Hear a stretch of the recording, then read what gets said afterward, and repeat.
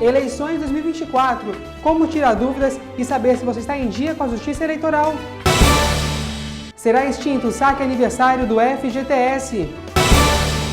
Rede social X é acessada por brasileiros na manhã de hoje, mesmo com suspensão em vigor. No Entendendo Direito, vamos falar sobre prisão preventiva e medidas cautelares diversas da prisão. Quarta-feira, 18 de setembro de 2024, o seu Últimas Notícias está começando agora.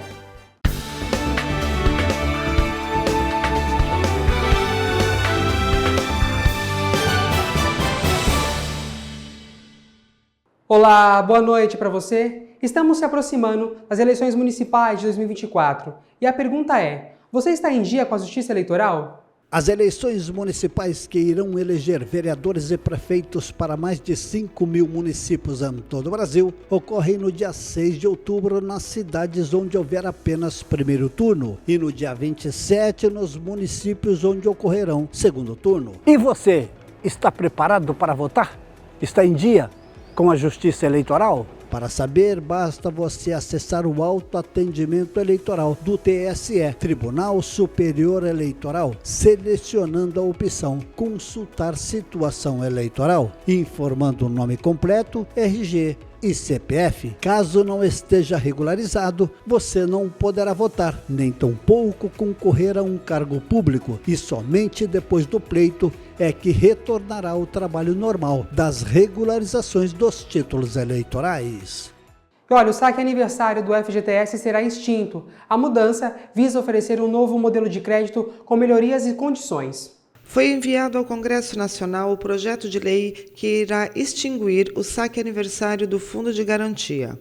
O objetivo, a partir desta decisão, é implantar um novo modelo de crédito consignado, que ofereça melhores garantias aos trabalhadores e que preserve o FGTS em caso de desemprego. Nesta forma atual, ao usar o saque aniversário, o trabalhador não tem direito ao saldo integral ao ser demitido e recebe apenas uma multa rescisória. Se tudo der certo, ainda este ano, vamos encaminhar ao Congresso Nacional a apreciação para finalizar o saque aniversário, introduzindo um crédito importante, que é importante, garantir aos trabalhadores e trabalhadoras que eles terão a garantia por parte do governo da constituição de um crédito também barato, que é a partir do consignado, folha de pagamento, a partir do e-social, para poder não ser mais obrigatório o gestor, o empregador, autorizar o trabalhador a constituir um crédito a partir da folha de pagamento.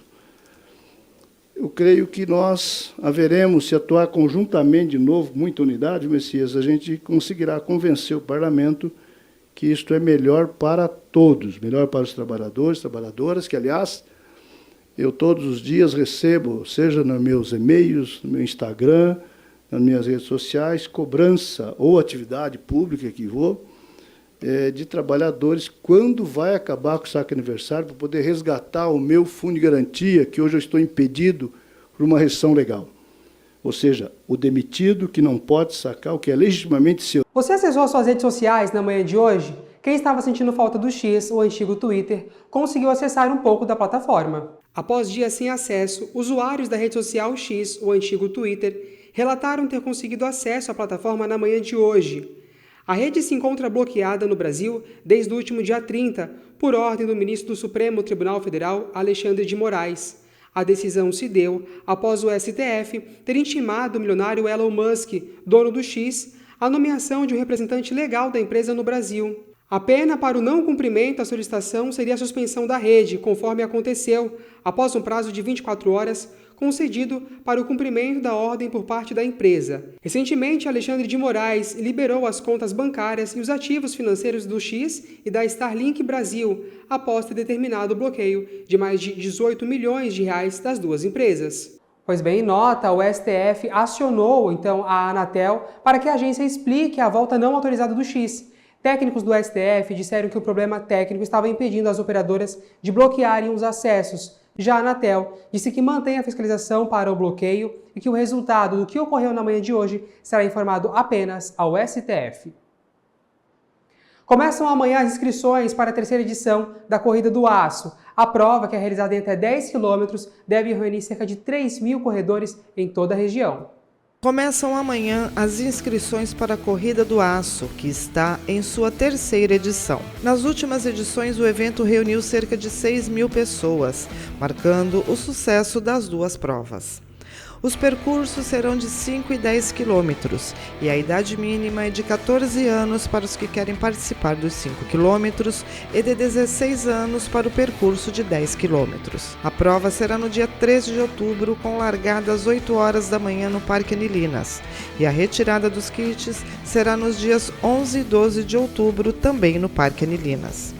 A inscrição será confirmada no dia da entrega dos kits mediante a doação de 3 quilos de alimentos não perecíveis ou 3 litros de leite, que serão revertidos para o Fundo Social de Solidariedade de Cubatão. A Corrida do Aço conta com patrocínio da Usiminas por meio da Lei Federal de Incentivo ao Esporte e apoio do Instituto Usiminas. A inscrição é gratuita e pode ser feita a partir de amanhã ao meio-dia pelo site www.corridausiminas.com.br. E olha, atenção você munícipe aqui de Cubatão que precisa de atendimento da Sabesp. A Companhia de Saneamento Básico do Estado de São Paulo está com uma carreta móvel até a próxima sexta-feira na frente do Paço Municipal. A carreta oferece atendimentos para a regularização de faturas, a atualização cadastral, além de solicitações de serviço.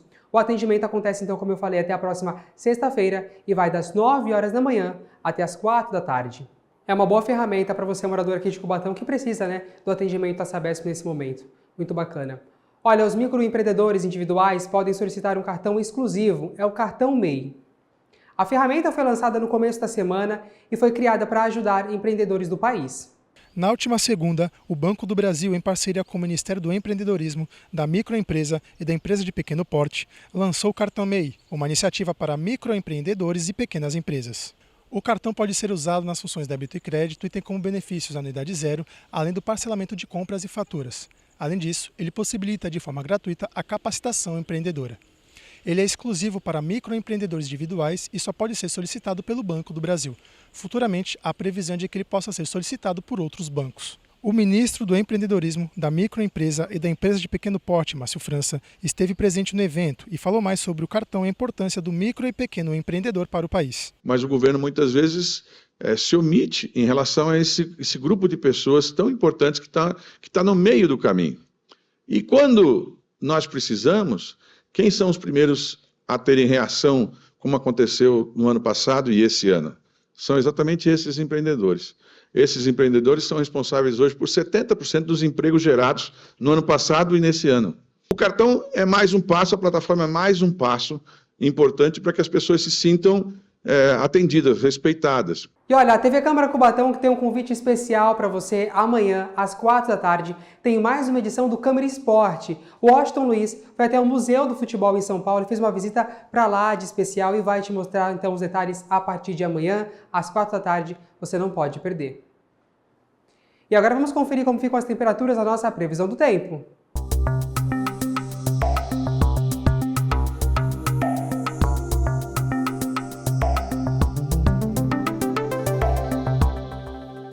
A quinta-feira amanhece com sol entre nuvens que se estendem durante todo o dia.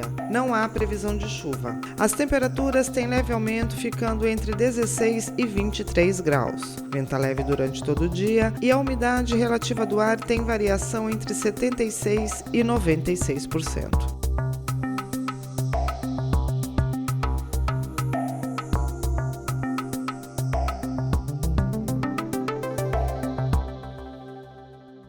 Nós falamos ontem aqui no N e voltamos a falar novamente para atualizar. Pessoas com envolvimento nas queimadas aqui no estado de São Paulo foram identificadas e capturadas de acordo com o governo paulista. 23 pessoas foram presas por causar incêndio em áreas de vegetação no estado de São Paulo, de acordo com a Secretaria de Segurança Pública. Desse total, 13 suspeitos permanecem presos e 8 passaram por audiência de custódia e responderão aos crimes em liberdade. A última prisão foi feita em flagrante, ocorreu no início dessa semana, após um homem de 57 anos provocar um incêndio na área da região de mata da Serra da Mantiqueira.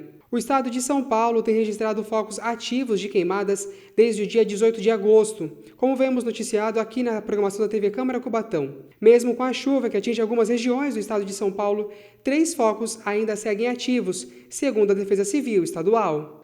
No próximo sábado, Cubatão receberá o espetáculo Duetos in Concert no Parque Anirinas. E tem um convite especial para você que está ligado aqui com a gente. Olá, meus amigos da TV Câmara. Sou o maestro Alexandre Felipe e quero fazer um convite muito especial a todos vocês. Estreia, espetáculo inédito na nossa cidade com a Orquestra de Metais de Cubatão, a soprano Rita Curitola, tenor Carlos Nascimento, no espetáculo Duetos in Concert.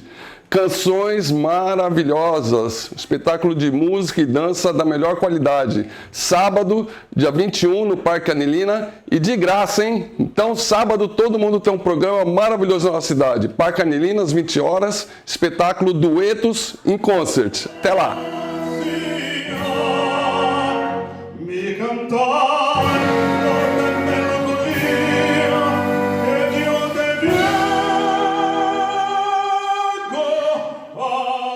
Depois do intervalo, vamos falar sobre a prisão preventiva e medidas cautelares no quadro Entendendo Direito. É daqui a pouco, até já!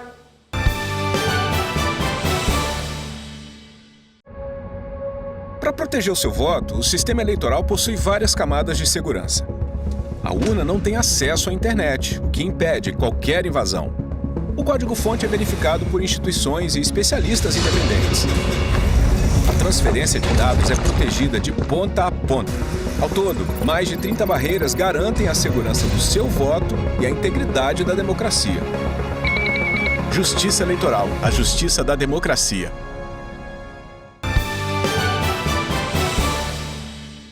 Estamos de volta com o seu Últimas Notícias. Agora é hora da gente descomplicar alguns assuntos, né, e entender direito.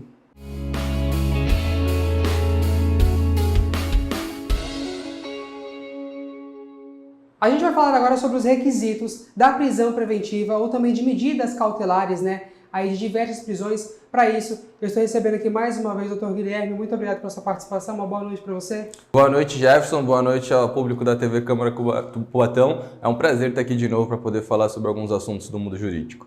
Doutor, para a gente começar, né, para iniciar aí, quais são os requisitos básicos que justificam, então, a decretação da prisão preventiva aqui no nosso país? Então, dentro do Código de Processo Penal, a gente tem o artigo 312, salvo engano, onde ele traz 3 requisitos básicos, além dos requisitos subjetivos. Os 3 requisitos básicos são a garantia da ordem pública, a não afetação, a não atrapalhar a aplicação da lei penal e também a não atrapalhar as investigações. Dentro desses 3 requisitos, a gente pode explicar um pouquinho mais. A garantia da ordem pública seria nada mais nada menos se seria possível a pessoa que está sendo presa cometer ou não outros crimes. E aí, por isso, deveria ser cometida a prisão preventiva para que não afetasse a sociedade. A aplicação da lei penal é a forma de que ele não teria uma fuga, não faria alguma coisa, de fato, que prejudicasse com que ele respondesse pelo que ele está sendo denunciado. E a terceira, que é a investigação, seria para que ele não fosse afetar a investigação, de forma que ele não coagisse alguma testemunha, não fizesse alguma coisa que atrapalhasse a polícia e o Ministério Público dentro da investigação. E os requisitos subjetivos, a gente fala que são 2, né? Que é a materialidade do feito e os indícios de autoria. A materialidade do feito é o órgão investigador ter a certeza de que ele está sim, que houve sim o cometimento de algum crime. E os indícios de autoria é que você tem pelo menos indícios de que aquela pessoa que você está colocando em cárcere tenha cometido o crime no qual está sendo investigado. Doutora, a gente teve uma repercussão bastante essa semana, né, no caso da Deolane. A prisão preventiva ela foi mencionada em discussões, né, mas medidas cautelares alternativas foram aplicadas. Quais as principais medidas cautelares a serem aplicadas nos diversos casos que nós temos? Então, especificamente nesse caso da Deolane, que ficou bem famoso, foram aplicadas algumas medidas cautelares. As medidas cautelares foram que ela não poderia se manifestar nas redes sociais, que ela deveria utilizar tornozeleira eletrônica e que ela deveria ficar acometida de prisão domiciliar, não podendo sair. Por quê? Porque ela possui um filho menor de 12 anos e já tem um entendimento dentro dos tribunais superiores de que quem tem a mãe ou o pai, que é a única pessoa responsável pelo menor de 12 anos, ela tem o direito de se responder em prisão domiciliar. No nosso ordenamento jurídico, a gente tem que entender uma coisa. Hoje em dia, aqui no Brasil principalmente, a gente está de forma relativizando a prisão. A gente está querendo colocar de todas as formas as pessoas atrás da cadeia só por achar que ela cometeu um crime. E a sociedade não está entendendo o quão prejudicial é para alguém ser colocado atrás das grades sendo apenas um suspeito. Então, a gente tem que entender que a prisão preventiva ou temporária, ela é a medida ultima ratio que a gente fala no direito, que é aquela medida que ela tem que ser tomada em último caso. Se as outras medidas cautelares não resolverem, a gente não tiver o benefício alcançado, né, a aplicação da lei penal, a garantia da ordem pública com as outras medidas cautelares, que são tornozeleira eletrônica, prisão domiciliar, aí sim você tem que vir a pensar em utilizar a prisão preventiva. Porque, como eu disse, você colocar uma pessoa que você suspeita que ela seja, que tem apenas indícios de que ela cometeu algum crime, não pode ser um argumento único somente para você colocar uma pessoa atrás do cárcere. Porque depois que essa pessoa entra para o cárcere, dificilmente ela volta a ter uma vida normal. Coloca uma mancha em cima da vida daquela pessoa, no qual a gente nunca sabe como ela vai se superar disso. Doutor, nesse caso da Deolane, medidas, casos com maior visibilidade, ela acaba tendo aí uma repercussão maior, né? Obviamente, ela era influencer, é também advogada. E até que ponto as medidas são cabíveis para ela, de que não são para outras pessoas? Isso tem uma variação? Tem isso a ser colocado ou não? Infelizmente, a gente tem hoje dentro da nossa sociedade, principalmente dentro do judiciário, que esses casos de grande repercussão, eles acabam indo por um outro lado. A gente acaba tendo um pouco de relativização, a gente acaba tendo um pouco de olhar uma mão um pouco mais pesada para esses casos, como se fosse assim, a gente está prendendo a Deolane, a gente vai prender você que talvez não seja tão famoso. Eu vejo dessa forma, isso é uma opinião pessoal minha, eu vejo dessa forma. E é um absurdo. A Deolane, por mais que ela seja uma influencer, que ela trabalhe na rede social, que ela tenha milhões de seguidores, isso não importa. A lei para ela tem que ser aplicada da mesma forma como é aplicada para alguém desconhecido, para alguém que não tem nenhum tipo de fama, nenhum tipo de benefício com isso. Então, assim, sim, hoje o nosso judiciário e até o nosso legislativo, ele acaba trazendo uma mão um pouco mais pesada para querer usar essas pessoas de exemplo. E não só com a Deolane, isso aconteceu com diversas coisas. Durante a investigação da Lava Jato, diante de vários cenários, nós tivemos momentos em que, só por serem pessoas famosas ou por causa da repercussão pública, a gente acabou tendo uma mão um pouco mais pesada, um julgamento um pouco mais parcial, coisa que o nosso judiciário não pode ser, que ele deve ser única e exclusivamente imparcial. Doutor, a gente está falando aqui, nesse caso foi de realmente grande repercussão, tamanha repercussão, e ali onde ela foi levada, né, a primeira vez, muitos populares ficaram aguardando, gritando, com faixas e tudo mais. Esses populares, né, a população em si, quem segue Deolane, pode atrapalhar em aplicação de uma medida cautelar, de uma preventiva, isso acaba interferindo de alguma forma ou não? Legalmente falando, não. Nós não temos nenhum tipo de previsão legal ou propriamente jurisprudencial na qual você ter um clamor público pedindo a sua soltura deva atrapalhar ou ajudar quem está preso. O que a gente tem que entender ali não é o local disso. Não é só a Deolane que está presa lá. Lá existem diversas outras pessoas. E o quanto que aquilo ali está prejudicando o acesso das outras pessoas que possuem filhos, mães, pais lá dentro e querem fazer direito à visita. Então a gente tem que tomar um pouco de cuidado com o que está sendo realizado ali propriamente. Nós tivemos cenas ali horríveis, gente simulando parto, situações completamente constrangedoras para acontecer dentro de um presídio. A gente tem que entender que é um lugar que ele fica obrigatoriamente afastado um pouco da sociedade, afastado um pouco do meio urbano, para que seja um lugar onde as pessoas vão lá ou para ficarem lá e serem presas ou para visitar quem está lá. Então todo esse clamor, toda essa situação, ele, no meu viés, ele não vem ajudar ou prejudicar. Ele acaba trazendo sim uma imagem, no meu ponto de vista, negativa para a pessoa que está lá dentro, causando isso ali fora. Doutor, as medidas cautelares aqui no Brasil, elas são equiparadas de outros países? Tem uma diferenciação ou segue a mesma linha? Como é que funciona? Então, dentro do direito comparado, a gente tem que tomar um pouco de cuidado. Por exemplo, o ordenamento jurídico brasileiro, comparado com o americano, ele é bem diferente. Lá no ordenamento jurídico americano, quando uma pessoa ela assume a culpa do fato, ela nem passa por uma investigação muitas vezes. Já acontece logo, o juiz ele já vai logo para a parte de sentenciar. Em outra parte, lá também eles são julgados através dos populares por diversos crimes que aqui também não são julgados pelos populares. Por exemplo, o único crime que você é julgado por uma outra pessoa, aqui são os crimes que são contra a vida, que você vai para júri popular. Lá nos Estados Unidos é diferente. Muitos casos diversos são julgados por pessoas, por populares. Então, assim, a gente tem que tomar um pouco de cuidado e fazer essas comparações. Dentro do Brasil, as medidas cautelares, elas são conhecidas como as pioneiras. Lá fora, a gente tem uma cultura, não um regime, mas uma cultura prisional muito diferente daqui. Aqui, primeiro você prende, para depois você ver se ele é culpado ou não é. Lá fora, varia um pouco. Não consigo dizer precisamente no cotidiano como que são os outros países, mas o que eu entendo é, dentro do Brasil, a gente tem que tomar cuidado, principalmente por causa de questões de pressões públicas. Hoje, grandes juízes, grandes ministros dos tribunais, eles estão se tornando famosos, figuras públicas.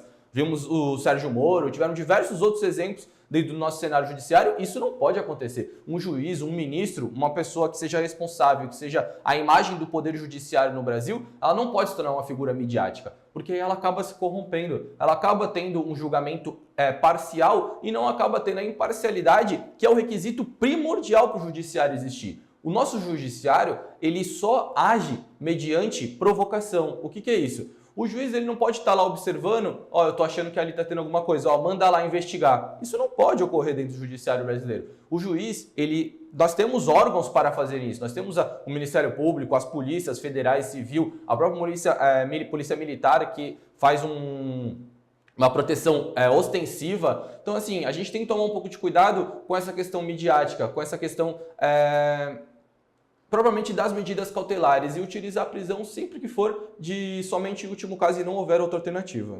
Doutor, rapidamente, uma dúvida que me veio aqui à cabeça.